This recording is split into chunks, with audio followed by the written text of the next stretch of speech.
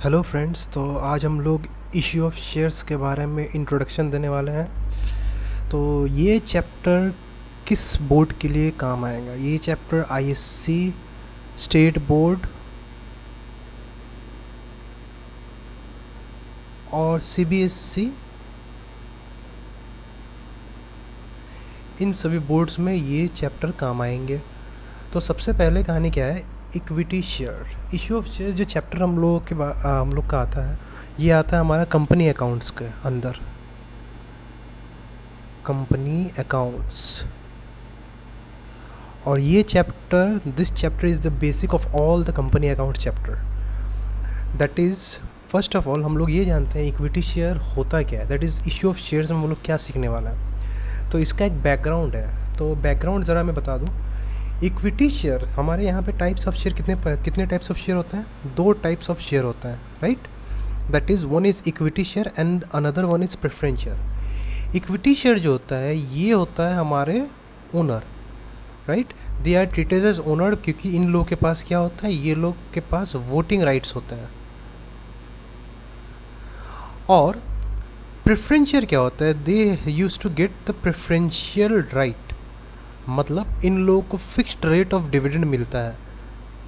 Fixed rate of dividend, dividend मतलब क्या होता है? डिविडेंड जो होता है, कंपनी जो प्रॉफिट अर्न करती है उस प्रॉफिट का एक हिस्से को हम लोग डिविडेंड बोलते हैं, डिविडेंड के रूप में दिया जाता है। तो इक्विटी शेयर जो होता है इसे हम लोग ओनर की तरह ट्रीट करते हैं, और प्रेफरेंस शेयर जो होता है ये हमारा ओनर नहीं होता है, देयर प्रेफरेंशियल राइट होता है, और इन लोग को फिक्स्ड अमाउंट ऑफ डिविडेंड मिलता है।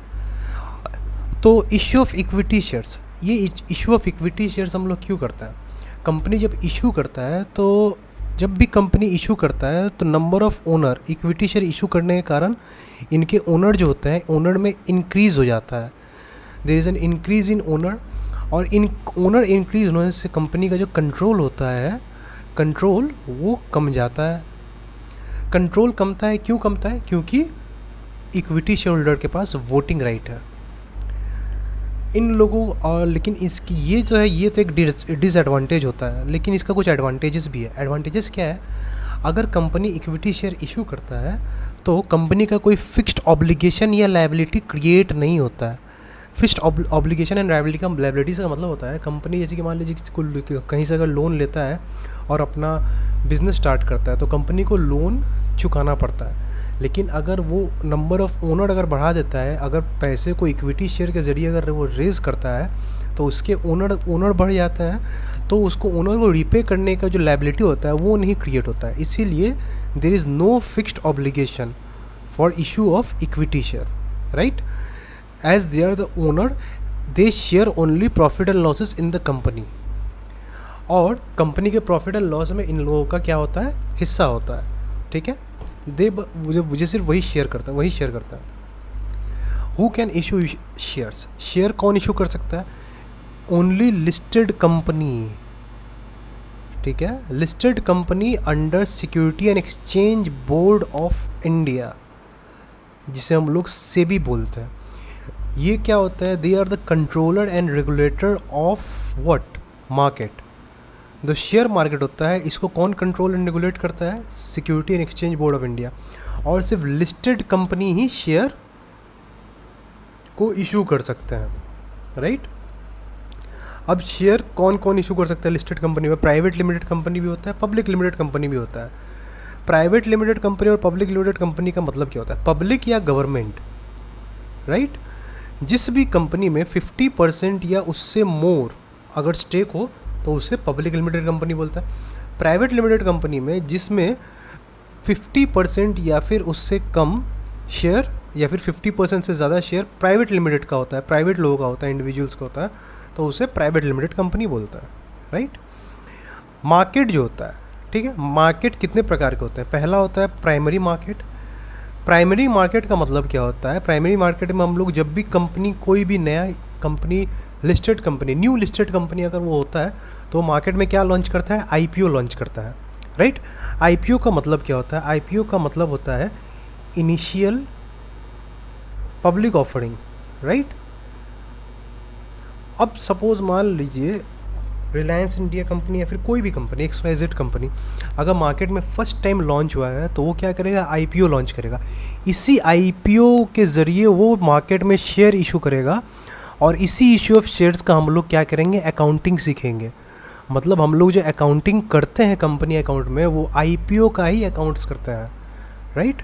That is we use to do the IPO, the accounting for the IPO, initial public offering और फर्दर पब्लिक ऑफरिंग। FPO भी इसको बोलते हैं। FPO कब होता है, अगर मान लो कोई भी XYZ कंपनी अगर न्यूली स्टैब्लिश होता है या फिर न्यूली अपने आप को लिस्ट करता है तो वो मार्केट में पैसा उठाना चाहता था। मार्केट में पैसा उठाने के लिए वो पहली बार जब IPO लॉन्च करेगा तो पब्लिक लोग उसका शेयर को लेंगे।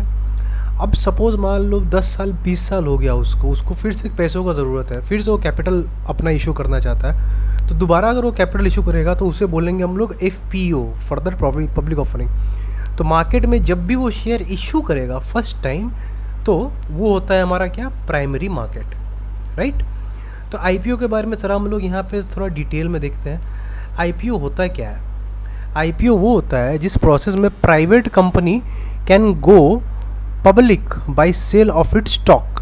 पब्लिक में अपना शेयर को वो क्या कर सकता है, बेच सकता है, ठीक है, ऑफर कर सकता है। जैसे कि प्राइवेट कंपनी है, प्राइवेट कंपनी कौन होता है, ये ओनर होता है, ये अपना शेयर को स्टॉक एक्सचेंज में लिस्ट करता है, इसी को हम लोग बोलते हैं IPO।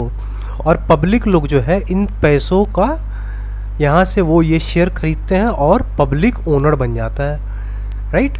After IPO the company shares are available to be traded in an open market.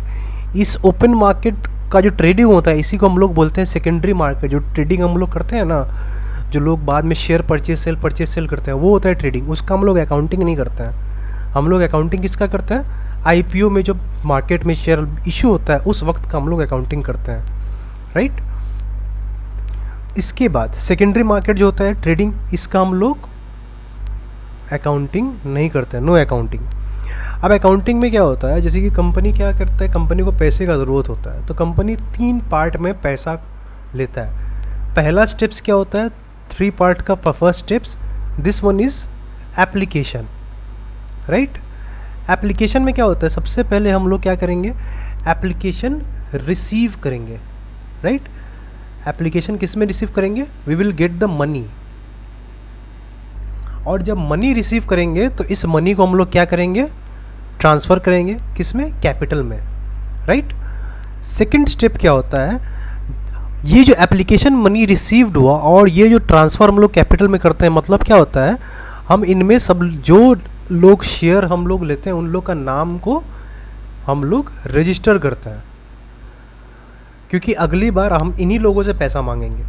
तो ये पार्ट बाय पार्ट होता है। सपोज़ मान लीजिए फेस वैल्यू हुआ 10 रुपया, एप्लीकेशन में इन लोगों ने पहले मांगा 3 रुपया, अलॉटमेंट में 5 रुपया और कॉल में बाकी का बैलेंस बचा 2 रुपया। तो मतलब क्या होता है, 3 पार्ट होता है, एप्लीकेशन, अलॉटमेंट, कॉल। और कॉल में भी बहुत सारा होता है, first call, second call, third call, वो एक अलग बात है। लेकिन पार्ट क्या होता है, सिर्फ 3 पार्ट होता है। पहले हम लोग नाम रजिस्टर करते हैं एप्लीकेशन में, नाम रजिस्टर करने के बाद हम लोग अगली बार में पहले हम लोग ट्रांसफ़र करते हैं। क्या ट्रांसफ़र करते हैं, जिन लोगों ने पैसा एप्लीकेशन में दिया था उन लोगों का नाम कैपिटल में ट्रांसफ़र करते हैं, दैट इज़ हम लोग ड्यू अलॉटमेंट मनी पहले करते हैं। उसके बाद सभी कोई को मेल करते हैं और वो लोग क्या करते हैं, हमें पैसा देते हैं, राइट। तो एप्लीकेशन मनी सिर्फ फिर सेकेंड स्टेज में क्या होता है, हम लोग ट्रांसफ़र करते हैं फिर पैसा लेते हैं। और थर्ड स्टेज जो होता है, ये स्टेज होता है कॉल का। सिमिलरली हम लोग यही रूल फॉलो करेंगे, पहले कॉल मनी को ड्यू करेंगे, उसके बाद हम लोग कॉल मनी को रिसीव करेंगे। कॉल मनी को ड्यू करेंगे, क्या करेंगे, ट्रांसफ़र करेंगे कैपिटल में। तो अगर किसी कारणवश मान लीजिए ये 3 रुपया मुझे मिला एप्लीकेशन के टाइम पे, किसी ने 5 रुपया मुझे नहीं दिया, किसी ने मुझे यहाँ पे 2 रुपया नहीं दिया, तो ये जो पैसा नहीं दिया ये पैसा क्या हो गया, कॉल्स इन एरियर हो गया। अब किसी कारणवश क्या हो जाएगा, कॉल के बाद इस अमाउंट को जो पैसा इन लोगों ने दिया था, that is the application money, ये पैसा तो कंपनी को मिल चुका है। तो कंपनी क्या करेगा, इसने इस बार नोटिस भेजा था शेयर होल्डर को कि पैसा दीजिए, फिर यहाँ बोला था पैसा दीजिए, बट ये पैसा उन लोगों ने नहीं दिया। तो ये 3 रुपया जो कंपनी के पास है, ये पैसा वो क्या करेंगे, फॉरफिट कर लेंगे। That is when the amount is not received after application in any of the step. कोई भी स्टेप हो सकता है, ये भी हो सकता है कि बंदा एप्लीकेशन दे दिया, अलॉटमेंट दे दिया, कॉल का पैसा नहीं दिया, ये भी हो सकता है। तो वो एरियर होगा, कॉल्स इन एरियर। और बोर्ड ऑफ डायरेक्टर क्या करेंगे, उसको फॉरफीट कर सकते हैं। फॉरफीट का मतलब क्या होता है? फॉरफीट का मतलब होता है कब्जा कर लेना। That is the amount received, जैसे मैंने आपको बताया एप्लीकेशन अमाउंट रिसीव्ड है, उसे कब्जा कर सकते हैं। फॉरफीचर अमाउंट का जर्नल एंट्री और भी बहुत सारे जर्नल एंट्री हैं जिसको हम लोग थोड़ा डिटेल में देखेंगे। ये एक बेसिक लेवल अंडरस्टैंडिंग था। Thank you so much. अगले वीडियो में मैं आपको और बताऊंगा जर्नल एंट्री।